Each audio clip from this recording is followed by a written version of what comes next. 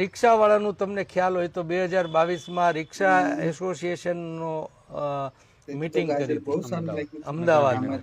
એમાં પાછા બધા રિક્ષાવાળા હોય જ એવું જરૂરી નહીં. લગભગ એમાં 80% તો આમ આદમી પાર્ટીના કાર્યકરો હોય અને બાકી થોડા ઘણા જે આવે એટલા રિક્ષાવાળા હોય. અને એમાંથી એક રિક્ષાવાળાએ પહેલેથી નક્કી કરી રાખ્યું હતું કે તારે ઊભા થઈ અને કેજરીવાલજીને તારા ઘરે આવવાનું જમવાનું આમંત્રણ દેવાનું. હવે આ બધું તો મેં નરી આંખે જોયેલું છે. અચ્છા, ત્યારે તમે આમ આદમીમાં હતો, મીટિંગમાં પણ તમે હતા. મેં નરી આંખે જોયું. અને રિક્ષાવાળો ઊભો થયો, એણે આમંત્રણ આપ્યું, કેજરીવાલજીએ ઓહો કઈ ખબર જ ન હોય એમ પાછું સ્વીકાર્યું. એને બધી ખબર હતી, એને ખબર છે મને હતો હારે એટલે કહું છું તમને. અને પછી આપણે રિક્ષામાં જ બેસીને જવાનું, ગાડીમાં નહીં જવાનું, એના માટે પોલીસ હારે મગજમારી કરવાની, એ બધી નાટક કેજરીવાલજી કર્યું. એ પછી રિક્ષામાં બેસીને ગયા તો હું પણ એ રિક્ષાવાળાની ઘરે જમવા બેઠો. આ આખું આવો તો કેટલા બધા. ગુજરાતની જનતાએ આ વિડીયો જોયા બાદ આ સાવ હલકી કક્ષાના આ નાલાયક માણસ એવા અરવિંદ કેજરીવાલને વહેલામાં વહેલી તકે ઓળખી લેવાની જરૂર છે. આ અરવિંદ કેજરીવાલ કેટલો જૂઠો અને દંભી માણસ છે. તમે વિચાર કરી લો કે જો આ અરવિંદ કેજરીવાલ આટલો નાલાયક માણસ હોય તો આ અરવિંદ કેજરીવાલના જે ચેલા ચપાટાઓ છે ગુજરાતમાં, અરવિંદ કેજરીવાલે ગુજરાતની અંદર જે પાળેલા ટોમીડાઓ છે આપના નેતાઓ, એ કેટલા નાલાયક માણસો હશે. તમારે આ વિડીયોના માધ્યમથી અને આ વાત ઉપરથી પણ સમજી જવાની જરૂર છે. અને જે આ વિડીયોની અંદર જે ભાષણબાજી કરે છે એ છે રાજકોટનો કોંગ્રેસનો પૂર્વ ધારાસભ્ય ઇન્દ્રનીલ રાજ્યગુરુ. પરંતુ એને પણ આમ આદમી પાર્ટીની અંદર ઠેકડો માર્યો હતો.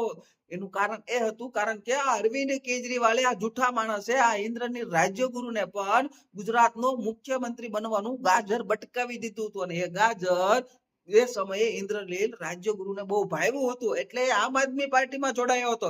આ ઇન્દ્રનીલ રાજ્યગુરુએ જે વાત કરી કે અરવિંદ કેજરીવાલ આવા સ્ટન્ટ કરવામાં, આવું ખોટું બોલવામાં અને આવા સ્ટન્ટ અને ખોટું બોલીને આ જનતાને મૂર્ખ બનાવવામાં નંબર 1 છે, પહેલો નંબર આવે છે. અને એના ચેલા ચપાટો પણ અત્યારે ગુજરાતની અંદર આવી જ રીતે જનતાને મૂર્ખ બનાવવામાં પહેલા નંબરે જ છે. એટલે ગુજરાતની જનતાએ વાત સમજી લેવાની જરૂર છે, વિચારી લેવાની જરૂર છે. હવે જ્યારે અરવિંદ કેજરીવાલે એક નાટક કર્યું હતું રિક્ષાવાળાના ઘરે જમવા માટેનું. હવે એ રિક્ષાવાળાના ઘરે જમવાનું જે નાટક હતું એ પહેલેથી ફૂલ પ્લાન કરેલું. આ અરવિંદ કેજરીવાલ અને આપના નેતાઓએ ફૂલ પ્લાન કરેલો હતો કે આ સભાની અંદર લોકો આવશે, એમાંથી મોટા ભાગના આમ આદમી પાર્ટીના કાર્યકરો હતા અને થોડાક રિક્ષાવાળા હતા. હવે એક ભાઈ એને પ્રશ્ન કરશે ઉભો થઈને કે તમે મારા ઘરે જમવા આવજો, અને અરવિંદ કેજરીવાલ એ તરત જ એને હા પાડી દીધી કારણ કે પહેલેથી જ આખું પૂર્વ આયોજિત હતું અને આ એક સ્ટન્ટ હતો. અરે આ સ્ટન્ટની વાત તો છોડો, ત્યારબાદ જે અરવિંદ કેજરીવાલે ગુજરાતમાં આવીને જે સ્ટન્ટ કર્યા હતા અને એના કારણે આખા જે રાષ્ટ્રીય લેવલ ઉપર છે આ વિડીયો પણ ખૂબ વાયરલ થયો હતો. અરવિંદ કેજરીવાલ જ્યારે આ રિક્ષાવાળાના ઘરે જમવા જતો હતો ત્યારે આપણે આ ગુજરાત પોલીસ એને સુરક્ષા આપી રહી હતી. ત્યારે અરવિંદ કેજરીવાલે બહુ મોટી ફાંકા ફોજદારી કરી કે મારે આ સુરક્ષા કઈ જોતી નથી, તમે વયા જાઓ, હું સુરક્ષિત છું, આમ છું તેમ છું, બહુ મોટી ફાંકા ફોજદારી કરી હતી. અને જ્યારે આ અરવિંદ કેજરીવાલ પંજાબ અને દિલ્હીમાં આટા ફેરા મારતો હોય છે ત્યારે તે કેન્દ્ર સરકાર પાસે, પંજાબ સરકાર પાસે અને દિલ્હી સરકાર પાસે જેડ જે સુરક્ષા આવે છે એની માંગણી કરે છે.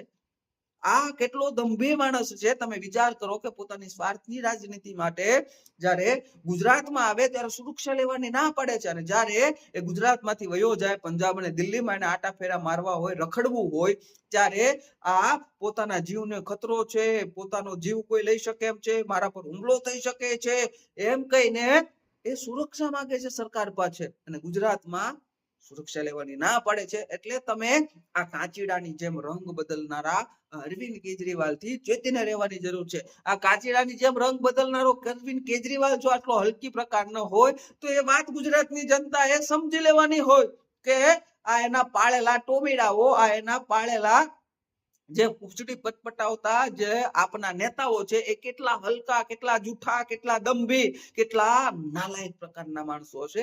એ ગુજરાતની જનતાએ ખાસ સમજી લેવાની જરૂર છે. અને અત્યારે આ અરવિંદ કેજરીવાલના ચેલા ચપાટાઓ આવી જ રીતે આપણી આ ગુજરાતની જનતાને મૂર્ખ બનાવવાનો પ્રયાસ કરે છે. આ ગુજરાતના ખેડૂતોને મૂર્ખ બનાવવાનો પ્રયાસ કરે છે. આ ગુજરાતના યુવાનોને મૂર્ખ બનાવવાનો પ્રયાસ કરે છે.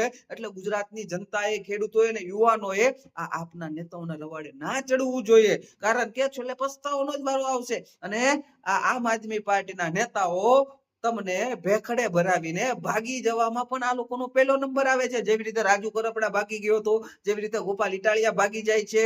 અને એના ખુદ નેતાઓને જો આ જેલમાં ગળવી દેતા હોય તો આમ જનતાને આ લોકો શું ના કરી શકે. આ આમ આદમી પાર્ટીના નેતાઓની વાસ્તવિકતા છે, જે સત્ય વાત છે, જે એકદમ આપણે માની લઈએ કે આપણને એવો પ્રયાસ કરે કે જુઓ અમે તમારા માટે લડી રહ્યા છીએ, તમારા ફાયદા માટે લડી રહ્યા છીએ, તમને લાભ અપાવવા માટે લડી રહ્યા છે. મને આજ દિન સુધી આમ આદમી પાર્ટીના નેતાઓ જે લડ્યા એમાં ગુજરાતની જનતાને કઈ લાભ થયો હોય તો બતાવો. ઉલટાનું ઓલા ખેડૂતોને જેલમાં ગલવી દીધા. લાભ તો ના થયો, ઓલા ખેડૂતોને જેલમાં નખાવી દીધા. આ છે આમ આદમી પાર્ટીના નેતાઓની અસલિયત. અને મને પૂર્ણ રૂપથી આ ગુજરાતની જનતા ઉપર વિશ્વાસ છે કે જે રીતે ભારતીય જનતા પાર્ટીને ઉપર આટલા વર્ષોથી વિશ્વાસ કરે છે, અને એ વિશ્વાસ આવનારી ચૂંટણીમાં પણ બંધ રાખવાની છે આ ગુજરાતની જનતા. અમુક લોકો એવા છે કે જે આ આમ આદમી પાર્ટીના નેતાઓના રવાડે ચડ્યા છે, પરંતુ એને જ્યારે આ ઇન્દ્રને રાજ્યગુરુને જેવો અનુભવ થયો એવો અનુભવ થશે એટલે એ પણ જે જગ્યાએ હતા એ જગ્યાએ પાછા આવી જશે. મિત્રો, આ વાત ઉપરથી તમારે એક વાત એ સમજવાની જરૂર છે કે ઘણા એવા ગુજરાતના લોકો છે, યુવાનો છે, અમુક ખેડૂતો છે કે જે આ સોશિયલ મીડિયાની અંદર આ આમ આદમી પાર્ટીના નેતાઓની રીલો, હવાબાજી, હીરોગીરી અને દબંગાઈના વિડીયો જોઈને એવું લાગે છે કે જુઓ આ આમ આદમી પાર્ટીમાં કાંઈક હશે.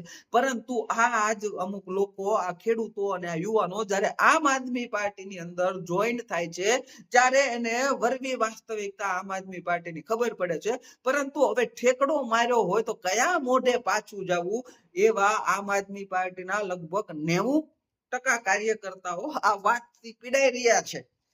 એટલે તો આમ આદમી પાર્ટી નથી જીતી શકતી. કારણ કે એમને ખબર છે, હોય છે આમ આદમી પાર્ટીમાં, મત આપે છે ભાજપમાં. આ એકદમ સનાતન સત્ય વાત છે. ને આમ આદમી પાર્ટીના ઘણા ખરા નેતાઓને પણ ખબર છે, અને આમ આદમી પાર્ટીના બહુ બધા નેતાઓને ભાજપમાં પણ આવવું છે, પણ હમણાં થોડો ટાઈમ મેળ પડે એવું નથી. એટલે આ તો સોશિયલ મીડિયાની અંદર જો કઈ ના બોલીએ તો માણસ ભૂલાઈ જાય. એના માટે તેને અમુક આમ આદમી પાર્ટીના નેતાઓએ અત્યારે ઉપાડો લીધો છે. પરંતુ હકીકતમાં જે જગ્યાએથી આવ્યા છે એ જગ્યાએ પાછા જવાની અંદર દિલમાં અને હૃદયમાં બહુ થનગનાટ છે. પણ કેવું કોને? સમય છે, થઈ જશે. મિત્રો, ફરી એકવાર હું વિનંતી કરું છું કે આવનારી ચૂંટણીમાં ભારતીય જનતા પાર્ટીને ભવ્યથી ભવ્ય વિજય બનાવવાની જવાબદારી આપણી આ ગુજરાતની જનતાની છે.